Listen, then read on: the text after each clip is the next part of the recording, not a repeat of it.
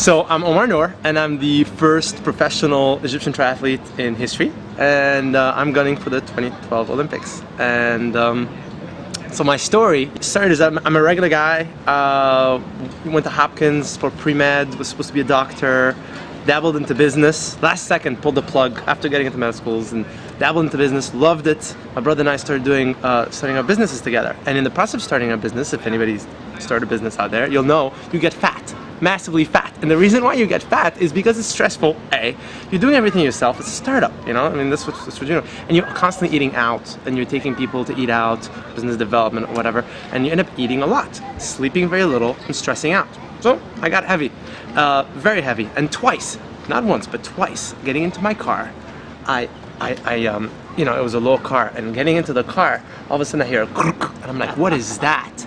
And literally, my suit pants tore. The entire bottom of my suit pants tore, and my underwear was in the wind, and I couldn't go back home. So I literally, twice it happened to me. I went to marketing, to like business development stuff, and I had my underwear hanging out in the wind. And I'm like, you know what?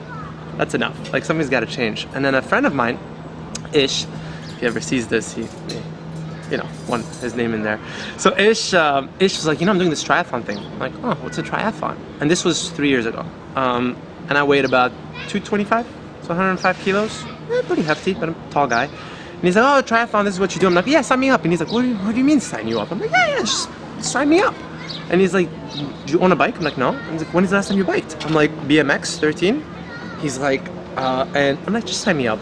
So he signed me up, and I basically went and started training for 4 months, did my training, whatever, and lost a ton of weight.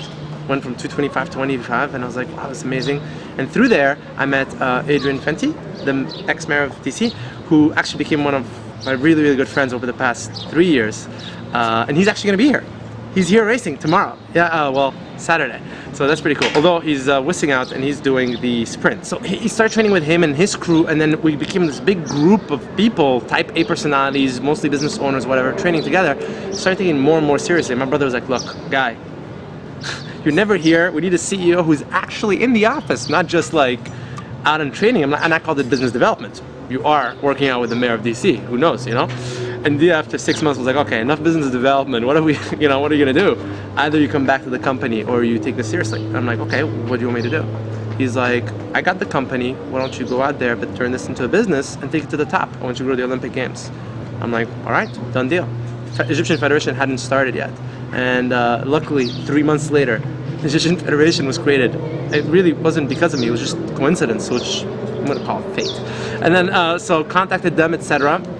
Started training, and then hired my coach, Tim Crawley, who's amazing. And basically went down to Claremont last winter. Last year was my first year as a pro, to learn how to be a pro, you know? And it's not all about pushing hard and training lots of volume. It's about the rest period in between, the recovery, all of that stuff, etc. So anyways, now comes this time, I guess, Abu Dhabi. Why am I here?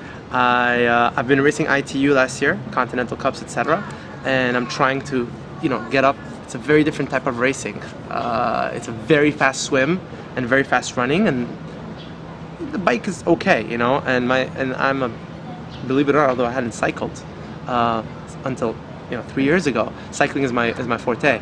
So you don't really get to showcase that in a draft legal race. So when we're talking to Doug, and Doug was like, hey, did you know that Abu Dhabi has a triathlon? I'm like, absolutely, actually I do, because one of my sponsors is the UAE, Embassy of the UAE in DC.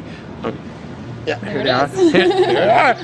And so they told me, hey, do you know, would you like to go do it? And I'm like, I would absolutely love to go do it. I mean, it's perfect. It's a perfect opportunity. You know, it's the biggest triathlon in the Middle East, and seeing that I am from the region, I am the child of the region. It would behoove me to come and say hello and showcase. Although it's not my distance, you know, it's not at all what I train for. But one day it will be. And you know, the long course guys, I'm gonna be one of them soon enough. You know, there aren't that many Egyptian triathletes. There's a few. A lot of junior guys, which is very promising. It's fantastic to see the younger guys. I'm not exactly shy, and so I love to talk. I love to talk a lot, and one of my earlier sponsors, one of the first people, was Dartfish. Dartfish sponsored me, and they said, look, you need to be on Facebook if we're going to sponsor you. And I'm like, Facebook?